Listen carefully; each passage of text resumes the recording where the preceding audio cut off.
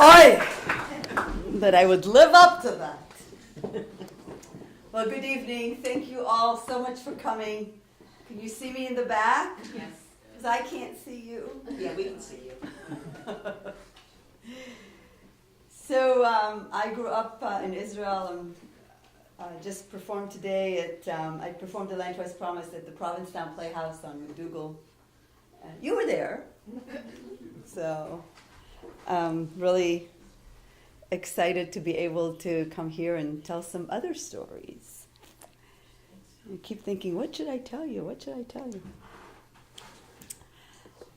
I'll tell you about the time that I was 29 years old and I was kaput. Kaput.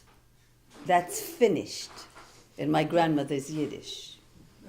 29 years old and I was not married. Kaput! Keine Bucher mit Yiches will dich nehmen. What boy from a good family will take you? A girl that comes home at 3 in the morning. A kurve. That's Polish. Anybody know Polish? No. That's whore in Polish. My grandmother's definition for actress. Moi. 29 years old. And actress. Unmarried. Kaput! 2 years in New York City. I had just come back to Tel Aviv from 2 years in New York City. All my girlfriends are having their first baby. I don't even have a boyfriend. Kaput! And it's not for lack of wanting. Oh, believe you me. More than anything, I wanted to be accepted into my mother's golden shrine of the anointed. You know, the normal, successful girls. Ach! Did you hear about Pnina's daughter? Ach! תפסה אחד משהו. She got herself such a catch. כזה בחור מבית טוב, such a boy from a good family. Finished top of his class in medical school. 33 years old, he's the head of the cardiology department at the hospital. 3 children, the 4th on the way. She's pregnant again and she just finished her PhD, no? And what will be with you? Believe me, I tried everything. I even tried to get away from both of them. 2 years in New York City, which only made matters worse because I had another disastrous relationship with yet another writer. Tormented writers, actors, and directors were my specialty. Back in Tel Aviv, I agreed to a succession of blind dates, at the end of which I vowed, kaput or not kaput, I am never going on a blind date again. And 2 weeks later, the phone rang. Shoshana Shalny, a friend of my parents. Hi, Noah. You probably don't remember me. We only met once. But Eli, my husband, has a colleague at the hospital whose son just came from America. Is it all right to give your phone number?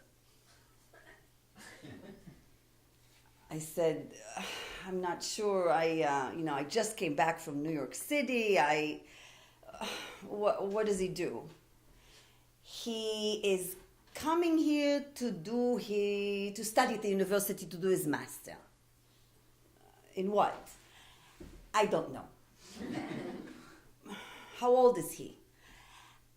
I don't know. About your age. What's his name?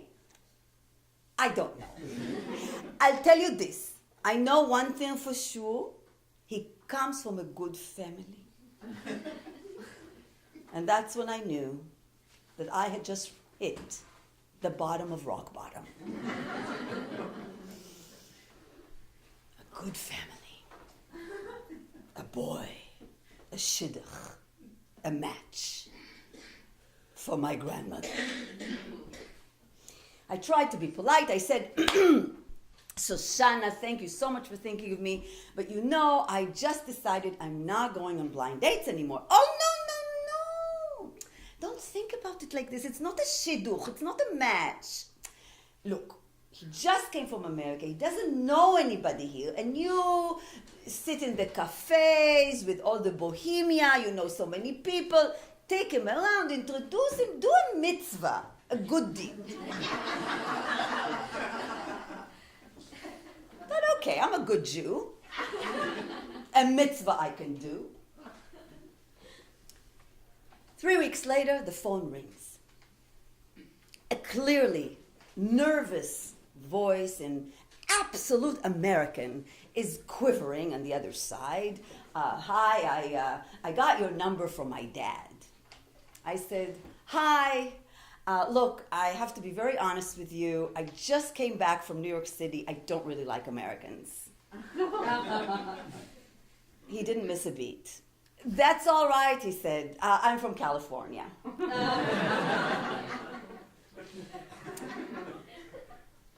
Do you know that only Americans laugh at this joke?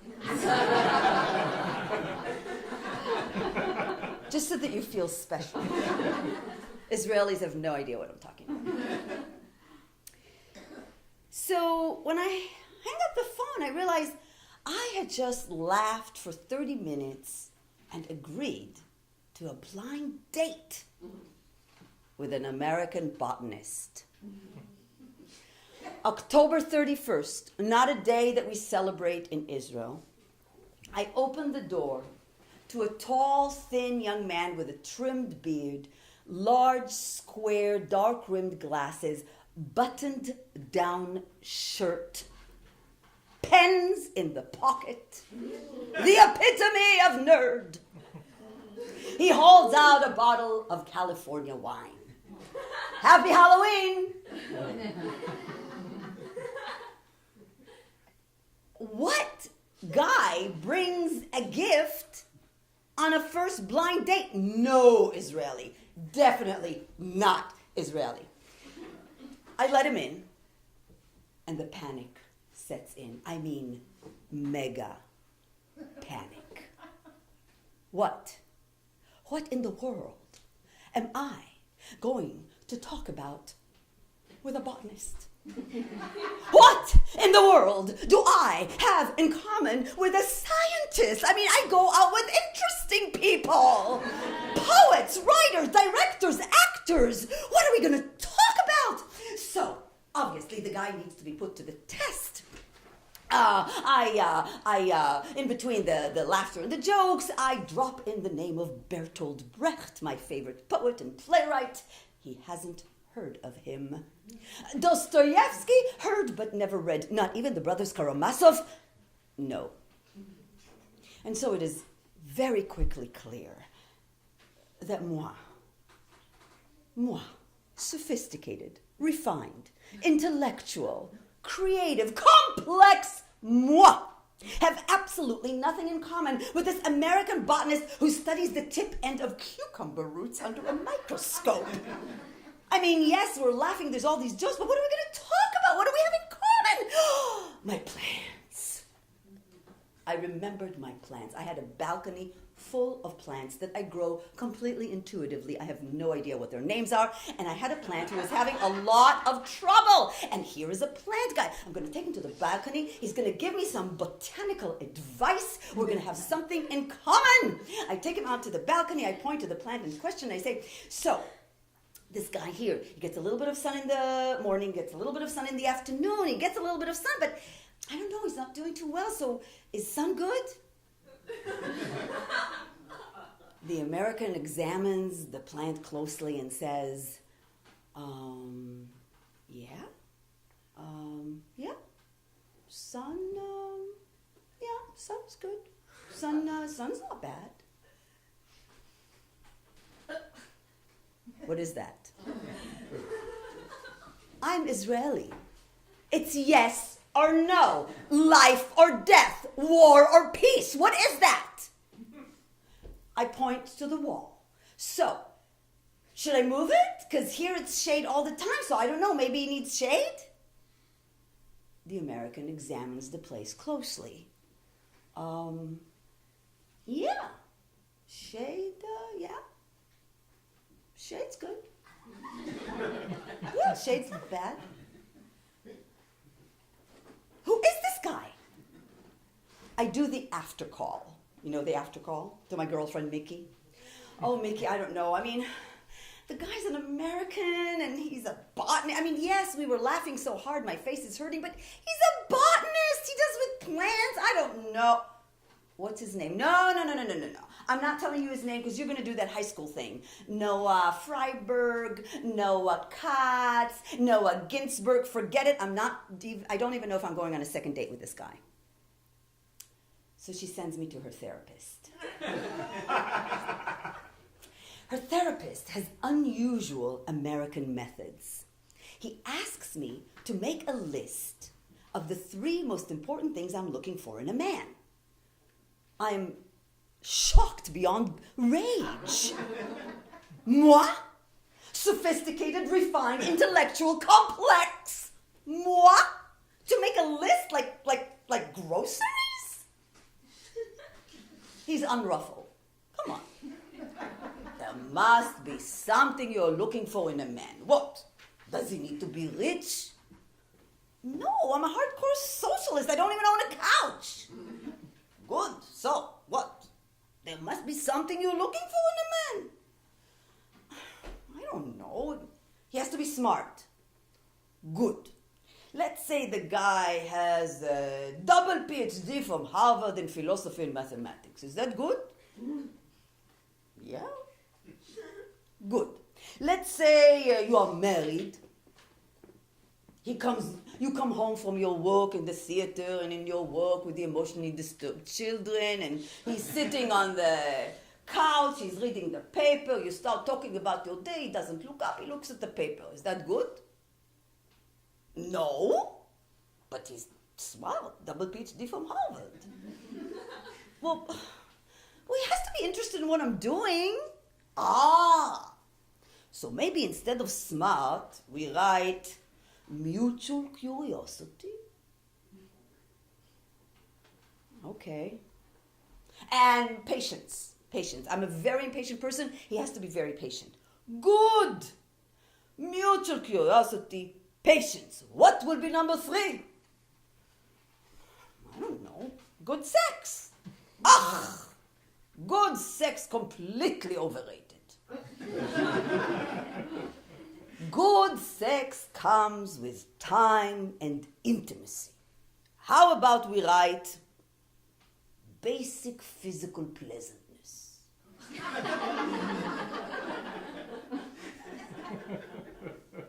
Okay. Now, the American botanist. Does he have the 3 things on your list? How should I know? I only met him once. Maybe you'll need to meet again. So, as a therapeutic exercise, I decide to meet the American for a second date. He shows up with flowers. Who brings flowers? Definitely not Israeli. We go to the movies. Then we go to the beach in Tel Aviv and we sit on a rock and we watch the sunset. He doesn't even make an attempt to touch me. Not Israeli. And then on the 3rd date, in what I can only describe as a moment of temporary insanity, I agree to go with him to the university swimming pool.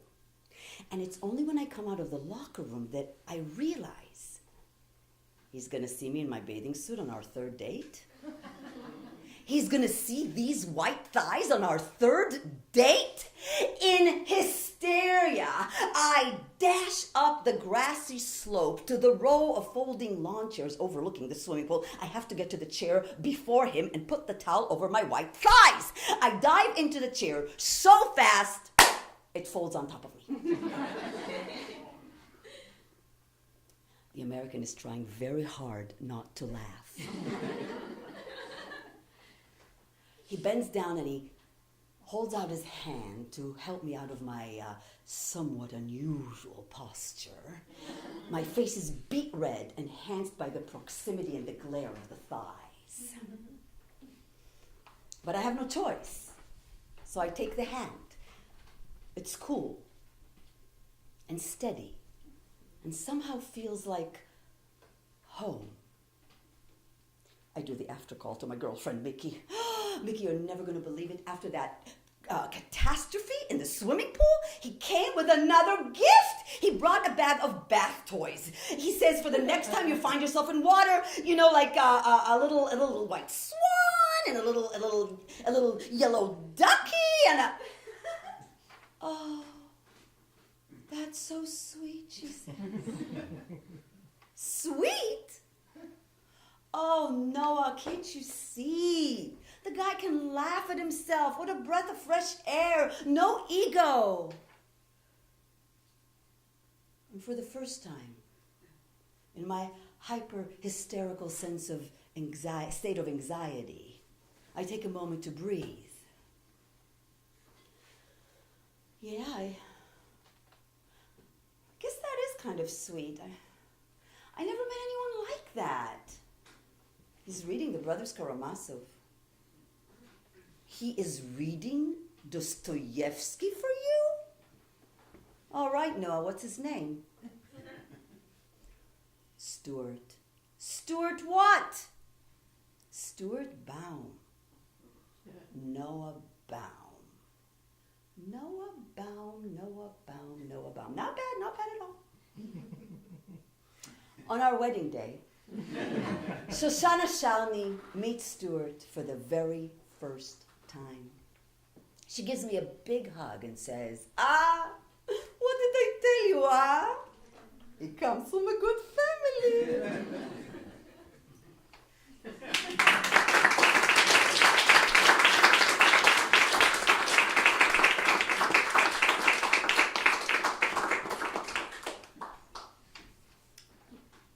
So I thought that I would be accepted into the golden shrine of the anointed now that I am married. What was I thinking? See, the world, according to my mother, is divided into two major groups. There's those whose fault it is, and her.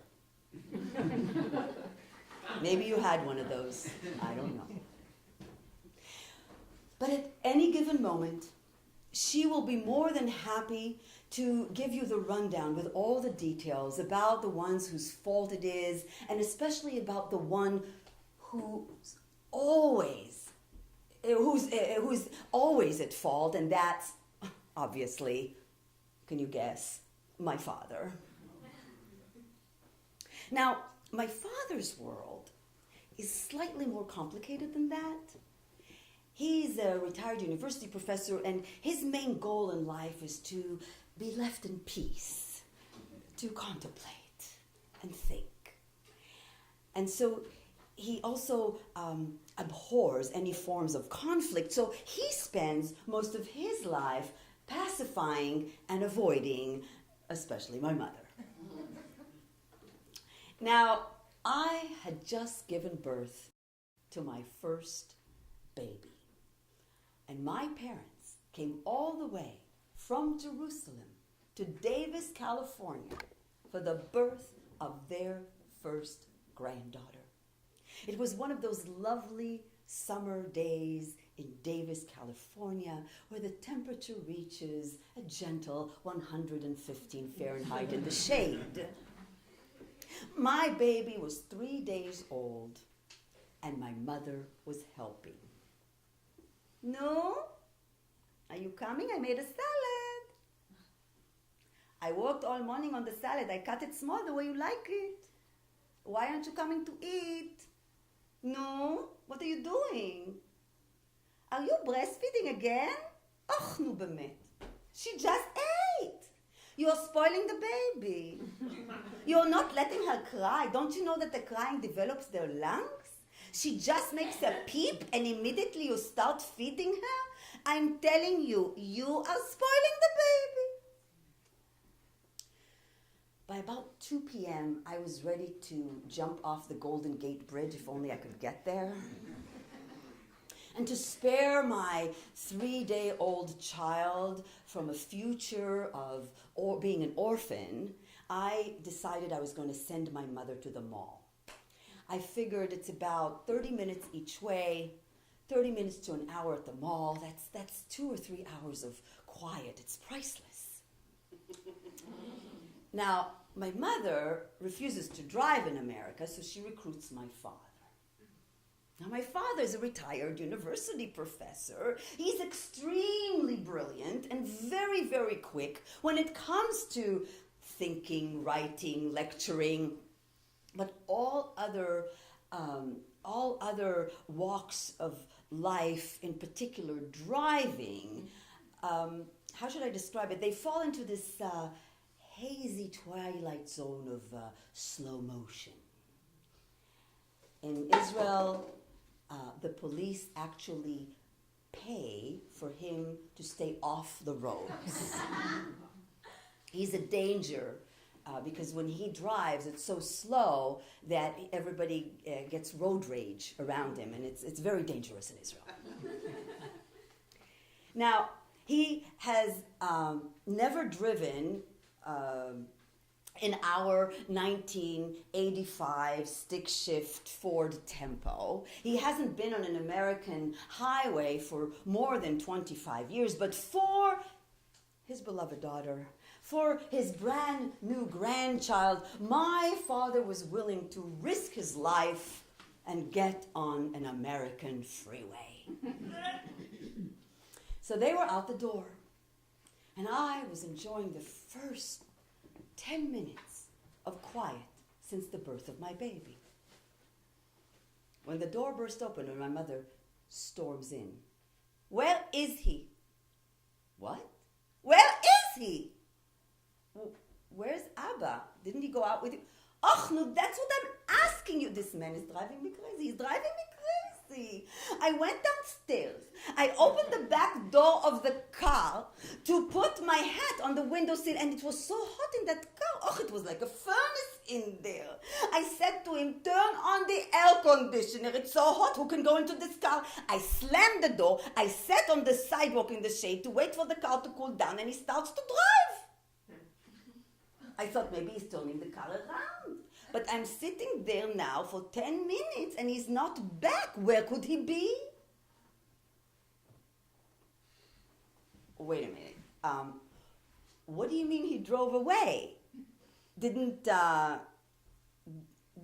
he see you get out of the car? What? How should I know? I'm on the sidewalk. But did you tell him that you're getting out of the... What is there to tell?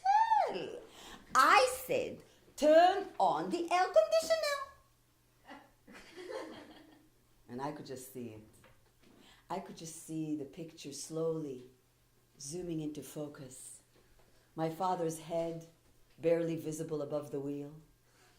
His hands holding on so tight the knuckles are white with tension. He dares not let go, even to push up the glasses that are slipping down his sweaty nose. He is getting ready to enter the American freeway hell. So it was about an hour later when the door opened and my father walked in. Where are you? Where are you? I drove to the mall. I parked the car. I turned around and you're not there. You only discovered that I'm not in the car when you came to the mall and parked? Well, it was a little quiet in the back. But Kukile, I was looking forward. I was driving on the highway.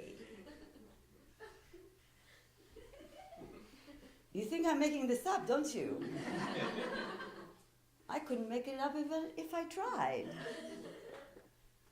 I looked at my 3-day-old baby. She looked up at me with big eyes. I thought, what in the world am I going to tell to this child? How do I explain this? At that moment, my mother says, oh, look at that Punim, look at that face, she's smiling.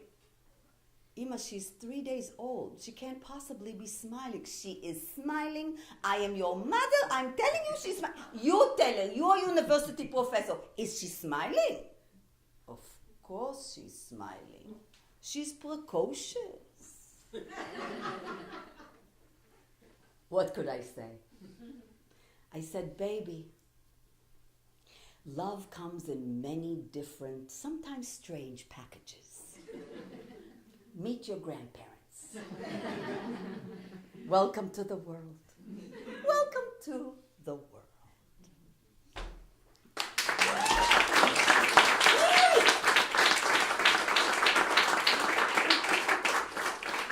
Do we have more time? We're done, right? Do you have a short one you want to do? I have about 10 minutes. 10 minutes. It's too long. So, but anyway, I'll just do my commercial. Do your commercial. The hardest thing I've ever done in my life, other than giving birth to children, is writing this book. Usually people write the book and then they do the movie and the show. I did it the other way around. I have this show that's based on my personal friendship with a Palestinian woman that I met here in America in Davis, and I've been traveling with it for the last 14 years. And this this man comes up to me after a conference. I gave a keynote in Timpanogos in Utah. I gave a keynote at a conference, and this man comes up to me and he says, hi, I'm a publisher. My name is Christopher Robbins.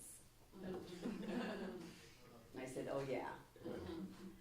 And he said, no, for real, Christopher Robbins. Yes, my parents named me after the guy from Winnie the Pooh. But I really heard so much about your work, and did you ever think about writing a book? And so immediately I said, well, I'm a storyteller. I'm not a writer, and English is my second language. I don't write in English. But then this little voice in my head, because I'm an emancipated woman and I'm really working on being better all the time, and I heard this voice say, stop apologizing, stop apologizing, stop apologizing. So I said, sure, English is my second language and I'm not really a writer, I'm a storyteller, but I have this story with this Palestinian woman, and I've been performing it now for 14 years, and I think I have a lot to say about it. And he said, well, send me a proposal, and I did, and I wrote a book. So I'm really, really proud of it. I hope you take time to take a look at it.